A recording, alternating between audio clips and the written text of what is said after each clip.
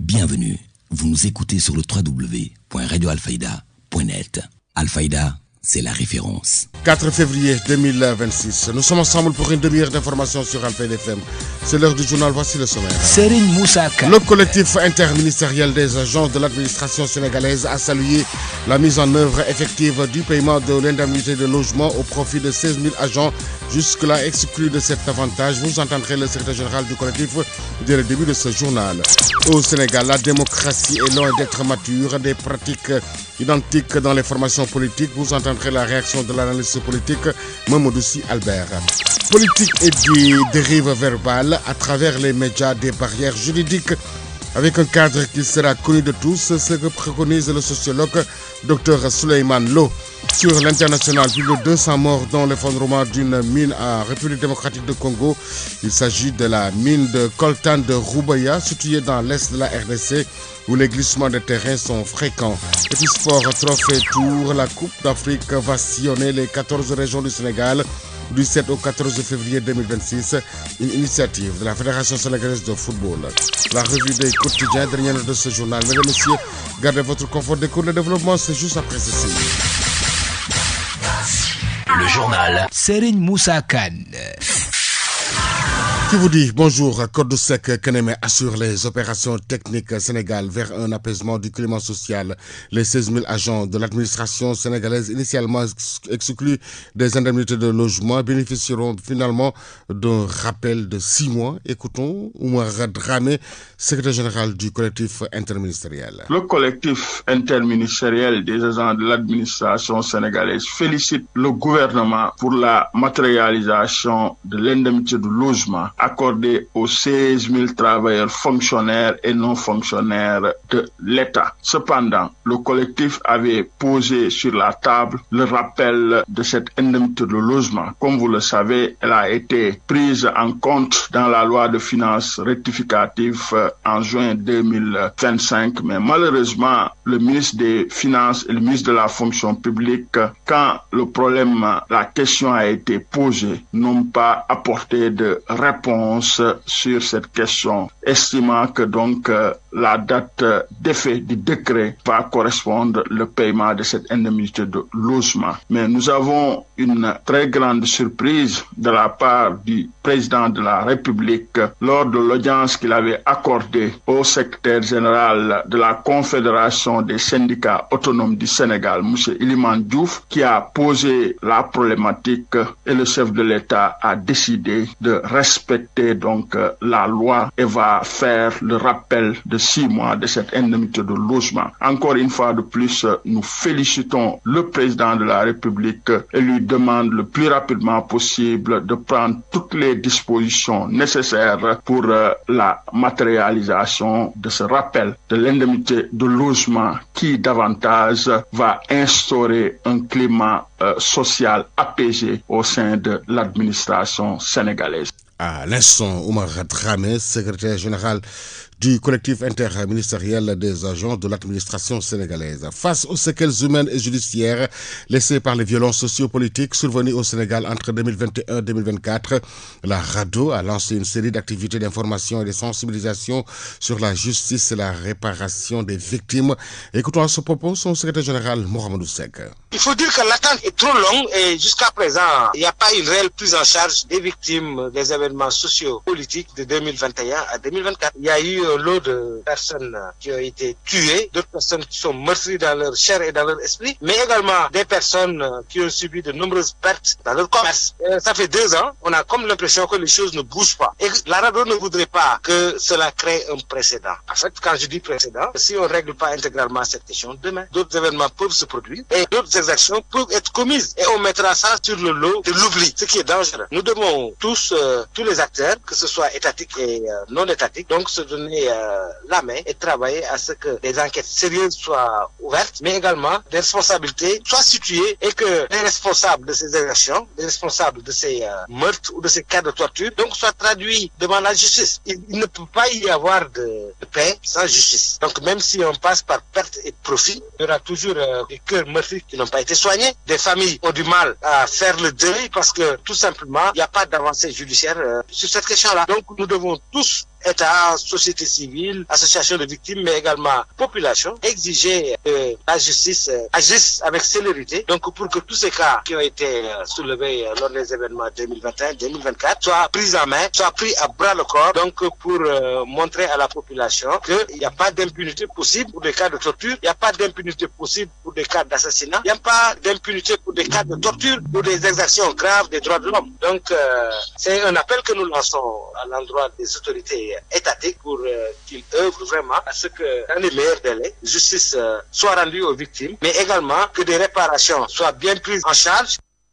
Justice soit rendue aux victimes. Évitons de verser toutes ces victimes dans le lot de l'oubli. Le directeur exécutif de la section d'Amnesty International Sénégal, Seydi Gassama, a rappelé que l'accès à la justice est un droit fondamental des victimes. Voici ses propos. Oui, les procédures sont quand même longues parce que, vous savez, ce sont des enquêtes sur des événements qui ont eu lieu sur une longue durée, sur plusieurs années. Pendant tout le régime de règne du président Macky Sall, aucune enquête n'avait été menée sur ces cas. Il y avait eu des plaintes, mais aucune enquête n'a été ouverte sur ces décès. Et donc, il faut mener des enquêtes sur beaucoup de crimes qui ont été commis sur plusieurs années et il faut être patient. La section de recherche de Dakar qui a été chargée des enquêtes par le parquet de Dakar a commencé à auditionner les gens. Les gens ont été auditionnés à Dakar, toutes les familles des victimes à Dakar ont été auditionnées, les témoins ont été auditionnés. Et ces auditions devraient se poursuivre dans les régions. Donc il reste maintenant les victimes des régions et nous avions saisi Madame le garde des Sceaux pour attirer son attention sur le fait que si les enquêtes doivent être centralisées à Dakar, cela va poser un problème sérieux de déplacement des familles des victimes et des témoins. Il n'est pas évident que toutes les victimes qui ont assisté à ces décès,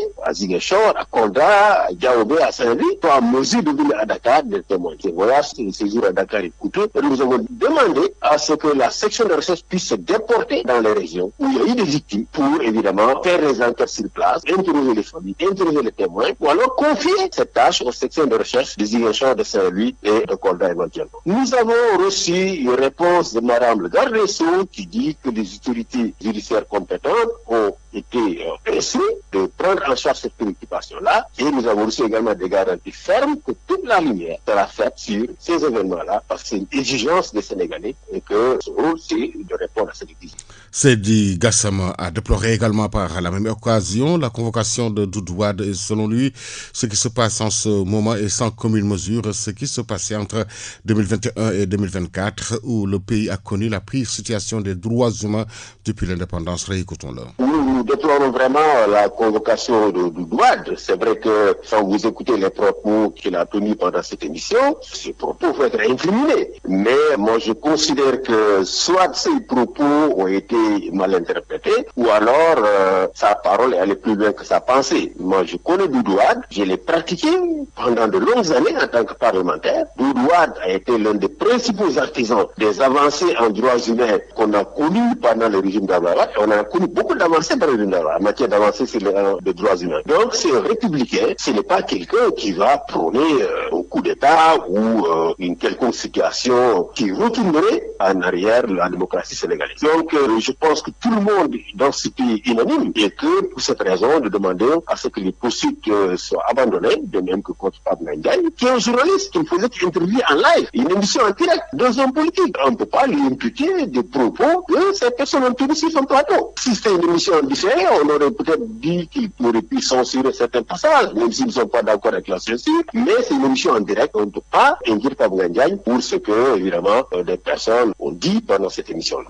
Si vous voulez me demander de comparer, je pense que ce qui se passe en ce moment est sans commune mesure avec ce qui s'est passé pendant les 4 ans entre 2021 et 2020. 2021 et 2024, on a connu la pire situation des droits humains que ce pays a connu depuis l'indépendance. On a quand même connu des milliers de personnes qui ont été arrêtées, emprisonnées, simplement parce qu'ils exerçaient le droit de manifester de façon pacifique ou alors le droit à la liberté d'expression. On a connu plus de 105 morts dans ce pays. Donc, mettre à comparer la situation actuelle avec ce qui s'est passé, je pense que c'est indécent et c'est vraiment une insulte pour les victimes et les familles. C'est pour ça que quand j'entends les principaux acteurs du régime de Macky Sall, ceux qui ont soutenu Macky Sall jusqu'au bout, tous ces partis de la coalition de Macky Sall qui l'ont soutenu, qui ont encouragé, qui ont essayé de justifier sur les plateaux de télévision la répression de Macky Sall, se mettre à faire des comparaisons, je trouve que c'est indécent. Il se passe des choses en ce moment qui ne sont pas acceptables et nous condamnons, nous demandons aux sources actives du pays de faire très attention, d'éviter de tomber dans le tout répressif comme Macky Sall est tombé dans l'autoritarisme. Mais on ne peut pas comparer ce que nous avons vécu en 2021 et 2024 et ce qui se passe en ce moment. La récente vague de convocations touchant des figures médiatiques et politiques suscite une vive réaction du Front pour la défense de la démocratie et de la République et pointe du doigt un mécanisme juridique qu'il juge obsolète et dangereux pour les libertés. Nicolas Ndiaye, il est le secrétaire général de la Ligue démocratique au micro de la radio Al-Fayda. Nous pensons que le FDR pense que c'est des entraves à la liberté d'expression et à la liberté d'opinion. Pape Ndiaye n'a absolument rien fait. Doudou Wade n'a rien fait et n'a rien dit qui peut justifier une convocation. Nous exigeons l'arrêt des procédures contre Pape Ndiaye et Doudou Wade. Et nous voulons nous associer à tous les démocrates, tous les Sénégalais épris de paix, de justice, d'équité, de nous élever résolument contre ces tendances dictatoriales du régime de Pastef. Et qu'ils arrêtent au moins ceux qui insultent les marabouts. Mais on insulte des gens gratuitement. Gratuitement. Nous pensons que c'est scandaleux. Ce qui se passe dans ce pays est scandaleux. C'est que ce régime est en train de devenir un régime dictatorial. La caractéristique d'un régime dictatorial, c'est les attaques contre la justice et les attaques contre les journalistes, des attaques contre la liberté d'expression et la liberté d'opinion. Voilà les deux caractéristiques des régimes dictatoriaux et ce régime est en train de s'acheminer directement vers ça. Alors que il y a tellement de problèmes dans notre pays. L'économie est à l'arrêt. Nous avons des problèmes financiers. La campagne arachidière est un échec. Les bâtiments et travaux publics ne marchent pas. Les entreprises ne marchent plus. Les investisseurs ne viennent plus dans notre pays. Mais ça, ce sont des chantiers importants. Au lieu de se mettre là à convoquer Pape Ndiaye et Doudou Wade, à faire des entraves à la liberté d'expression, à attaquer les journalistes. Nicolas Ndiaye, secrétaire général de la Ligue démocratique, pour donner du poids à cette exigence, l'organisation appelle les citoyens et les défenseurs des droits humains à se mobiliser pour la protection des libertés fondamentales. Réécoutons Nicolas Ndiaye, secrétaire général de la Ligue démocratique. En plus, les gens insultent les marabouts alors qu'on les laisse libres. C'est comme si notre pays, il y avait une mode, la mode insulter les gens. Nous pensons que ce régime, chaque jour, est en train de montrer son incapacité à diriger le pays. Nous exigeons l'arrêt des procédures contre Pape Ndiaye et Doudou Wade. Et nous voulons nous associer à tous les démocrates, tous les Sénégalais épris de paix, de justice, d'équité, de nous élever résolument contre ces tendances dictatoriales du régime de Pastef. Et qu'ils arrêtent au moins ceux qui insultent les marabouts. Mais on insulte des gens gratuitement. Gratuitement. Nous pensons que c'est scandaleux.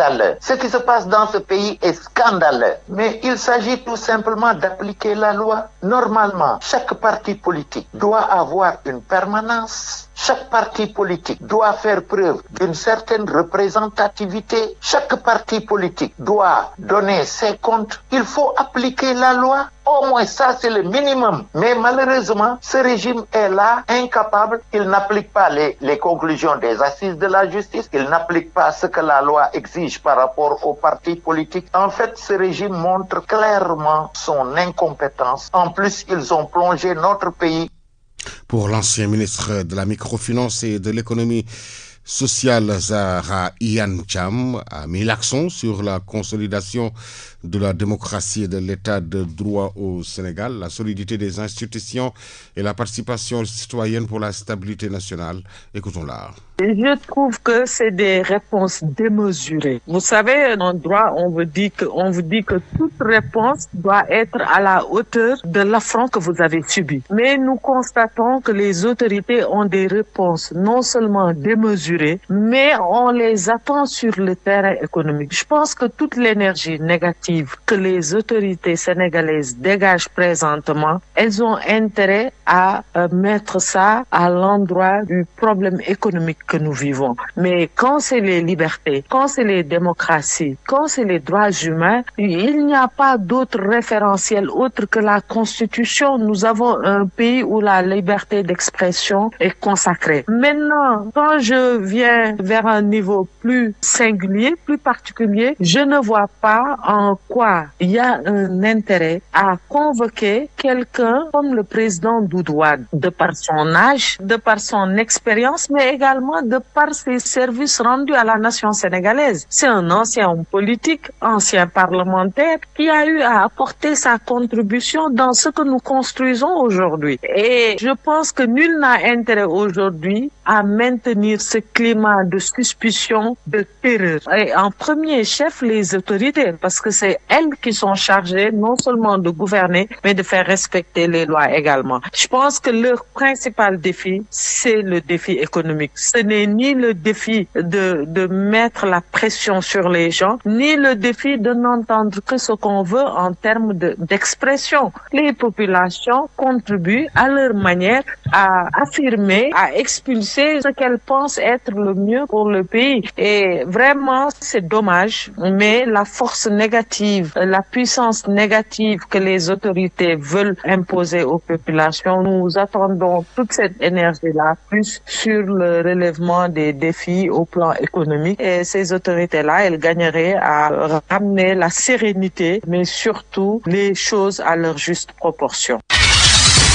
L'actualité régionale, nationale, c'est sur Alfayda FM 90.1. 12h17 sur la radio de la présence. Si vous nous rejoignez dans l'actualité de ce mercredi 4 février 2026, l'info se poursuit sur les www.radioalfayda.net. Au Sénégal, la démocratie est loin d'être mature. C'est en tout cas la conviction de l'analyste politique Mamadou Sy Albert qui pointe du doigt le manque de dynamisme et de clairvoyance des partis politiques. Écoutons sa réaction. On ne sent pas le débat d'idées, on ne sent pas réellement une vitalité démocratique. Notre démocratie reste encore une démocratie électorale, qu'on n'est pas véritablement entré dans une démocratie mature avec des idées, des programmes, des démarches, des objectifs, le respect de l'un et de l'autre. Ce qui fait que cette situation, elle est là. Elle traduit aussi, je crois, la crise des partis politiques. C'est les partis politiques qui ne jouent plus leur rôle. Ils ne jouent pas le rôle de formation, ils ne jouent pas le rôle de creuser, de confrontation d'idées. On le voit, même dans les partis politiques, il n'y a pas de démocratie, il n'y a pas de programme. C'est une question de, je suis chef de parti, les partis reflètent à la limite une propriété privée du chef. C'est tout ça, je crois, qui s'enchevêtre, qui se traduit par ce débat très pauvre, mais très violent. Le discours est très violent, c'est des critiques crypto-personnelles, ce qui fait que le sens, en tout cas, de l'engagement politique est vidé par les partis politiques qui sont dans une crise assez profonde quand même. La démocratie, quand elle est vidée de son essence, notamment les idées, les programmes, les élections ne se font pas sur la base de projets de société. Ce qui fait que les gens qui arrivent au pouvoir, tous ils ont le même programme, les mêmes pratiques. Donc, notre démocratie ne vit pas, et ça se traduit dans la gouvernance. Ça se ramène à une histoire de je suis au pouvoir, je veux y rester. L'autre, je suis dans l'opposition, il faut que tu quittes. Des pratiques identiques depuis longtemps, dont dans les formations politiques, sans parler d'une quantité où la qualité est loin d'être requise.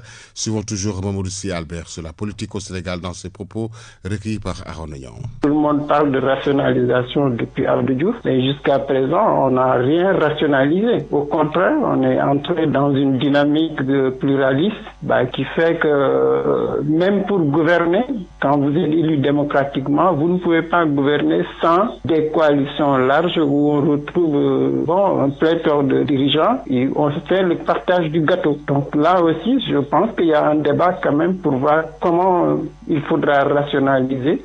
Et l'autre peut-être mécanisme aussi, c'est que les partis qui ne sont pas capables d'avoir de candidat à une présidentielle, pourquoi on accepterait que des partis politiques qui compétissent pour diriger un pays ne puissent pas avoir de candidat à une présidentielle? C'est la même chose aussi pour les législatives, pour les municipales. Je pense qu'un parti qui n'est pas représentatif, il ne devrait pas compétir à des élections locales ou des élections législatives ou à une présidentielle. Il faut qu'on soit un peu plus rigoureux par rapport aux missions. Quand vous ne pouvez pas remplir les missions dans un État, mais vous ne devez pas exister. Ou en tout cas, même si vous existez, vous ne pouvez pas avoir les mêmes droits que les partis qui compétissent. À l'instant, l'analyste politique Mamadou Sy Albert, politique et dérive verbale à travers les médias, beaucoup de critères et de considérations doivent être prises en compte, des barrières juridiques avec un cadre qui sera connu de tous, que préconise le sociologue Dr Souleymane Lo.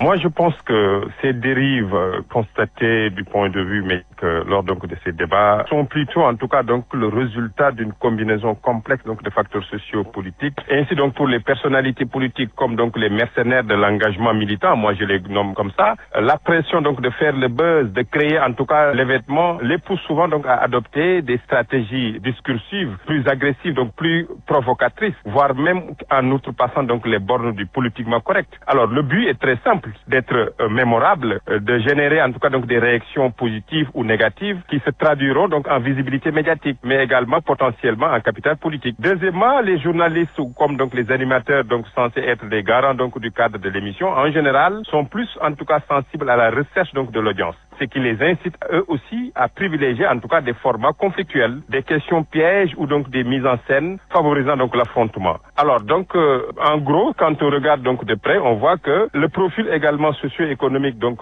socio-politique du moins de ces personnalités qui sont en perte donc de vitesse, en mal donc de popularité, évidemment c'est des éléments pour redorer donc le blason qui tiennent donc certains propos, sachant que évidemment la conséquence pourra être directement donc une poursuite donc judiciaire. Il faudrait évidemment une loi portant donc sur la responsabilité pénale des journalistes et des animateurs de plateaux télévisés. Moi je pense que s'il faut aller dans ce sens, que le journaliste qui invite donc la personne comme l'animateur ait une responsabilité donc pénale engagée donc du point de vue donc des propos que son invité ou bien en tout cas les autres en tout cas membres participants peuvent créer. Je pense que c'est dans ce sens-là qu'il faut augmenter le cadre donc juridique pour encadrer donc certaines émissions.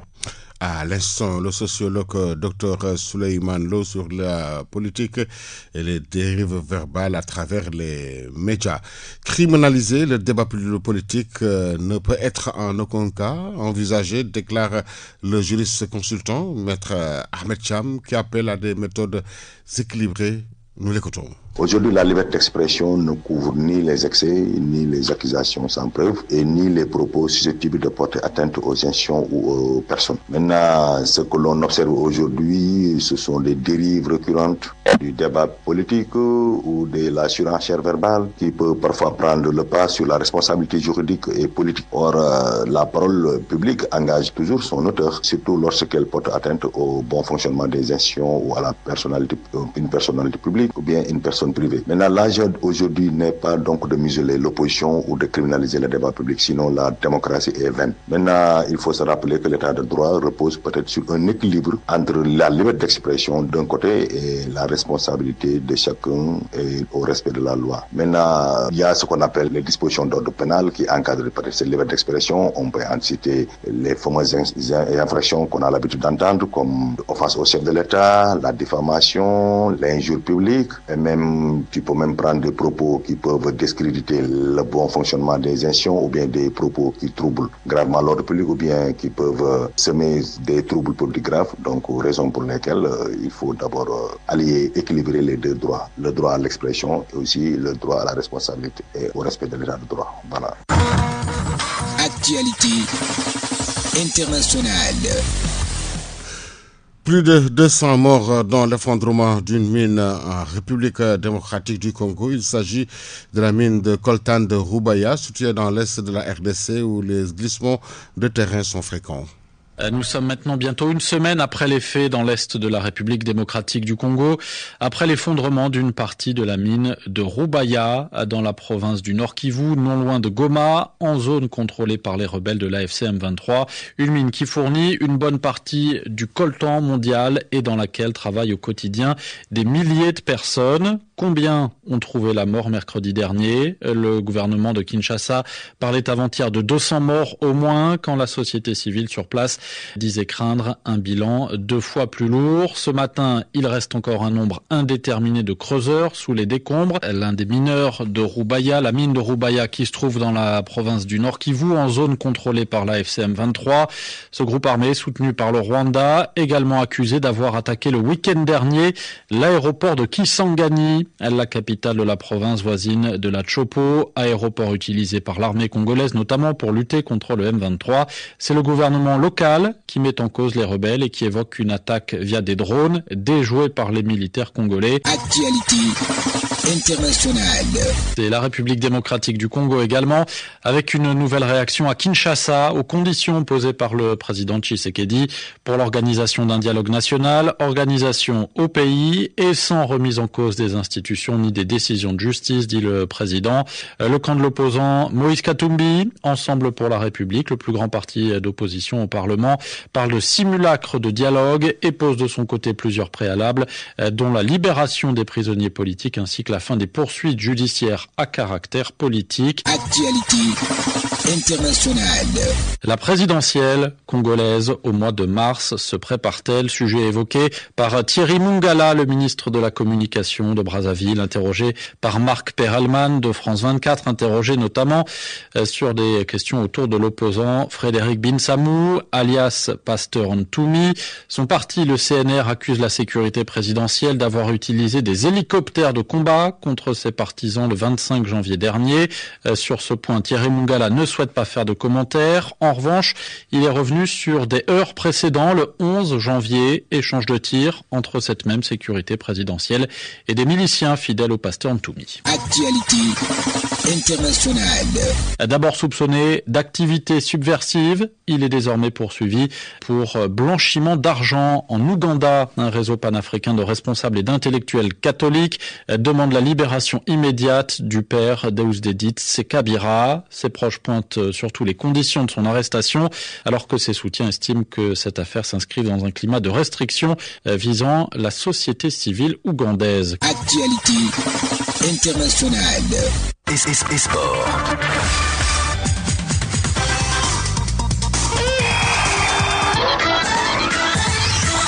Une page sportive que nous ouvrons avec la Fédération sénégalaise de football qui a décidé de lancer le trophée Tour pour permettre aux Sénégalais qui sont sur le territoire national d'accueillir la Coupe d'Afrique dans les régions. Après avoir été exposé au Palais de la République puis à la primature, le trophée de la Coupe d'Afrique était hier à l'Assemblée nationale. À travers une campagne intitulée Trophée Tour initiée par la Fédération sénégalaise de football, la Coupe va se rendre dans les 14 régions du Sénégal du 7 au 14 février prochain. Parlons basket à présent. Le championnat national de basket sera interrompu pour au moins 3 semaines à l'issue de la 5e journée prévue ce week-end.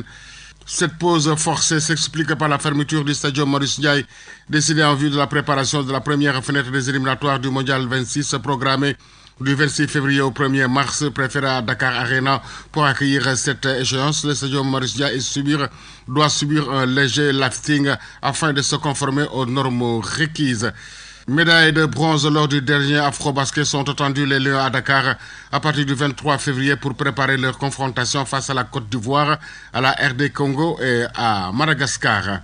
Kalidou Koulibaly s'est réjoui de la signature de Karim Benzema à Al Hilal. Le défenseur sénégalais espère ainsi que le Ballon d'Or va les aider à constituer, à exercer leur domination sur le football saoudien. Mercato, nouvelle recrue du Bayern Munich, Bara Sapoko Ndiaye, 18 ans, poursuit son intégration au sein du club bavarois. Le club de terrain, le milieu de terrain sénégalais a entamé sa phase de rééducation sur la supervision du préparateur physique Benjamin Sommer et pourrait prochainement rejoindre l'équipe première. Nouveau départ pour Moussa Ndiaye après 3 saisons et demie à Anderlecht. L'arrière gauche sénégalais quitte la Belgique pour l'Allemagne où il s'est engagé en prêt avec Schalke 04. Football en Europe, Coupe de France, 8e de finale. Ce soir, Toulouse reçoit Amiens. Nice joue Montpellier. Lyon joue Laval. Lorient joue Paris FC. 3 joue Lens à 20h. Ligue Cup en Allemagne, demi-finale retour. Man City joue Newcastle à 20h. Quart de finale Coupe du Roi en Espagne. Alaves joue Real Sociedad. Valence joue Athletic Bilbao. Quart de finale Coupe d'Allemagne, Osselquinge joue Stuttgart à 19h45. Quart de finale Coupe d'Italie, Inter Milan reçoit Torino à 20h. C'en est tout pour cette page sportive. La revue de presse. L'Obs place le soleil sur le quotidien Walf le matin. La presse du jour lue et parcourue en 2 minutes 13 par Ndeye-Fatou Cissé. Pression fiscale, la Sénélec applique une taxe de 1% sur les paiements en espèces, écrit ce matin la Tribune. La mesure qui vise, selon le quotidien du groupe des médias, à accroître les recettes publiques et à réduire l'usage du cash est effective depuis le mercredi 28 janvier dernier. Retard du décret fixant la date des élections et de la révision des listes électorales, le FDR soupçonne une énième forfaiture, en une critique. En moins d'un an des élections départementales et municipales, le Front pour la défense de la démocratie et de la République hausse le ton et alerte sur ce qu'il considère comme une dérive inquiétante du processus électoral au Sénégal. Mentionne la dépêche qui souligne que c'est à travers un communiqué que le FDR dénonce, je cite, un enchaînement de manquements légaux, de silence institutionnel et de décisions jugées dangereuses pour la sincérité des prochains scrutins. Corruption au Sénégal, les chiffres qui dérangent, titre ce matin l'info. Réumi quotidien sur le forum du premier emploi relève lui les 25 ans de combat du MEDES contre le chômage des jeunes, réforme bourse des étudiants à la une de l'Indépendant, les assurances du MESRI. Et puis à la une de plusieurs quotidiens sénégalais parus ce matin, la visite du PM Ousmane Sonko à la direction générale de la police nationale. Le premier ministre polit le blason de la police tout en déclinant les très hautes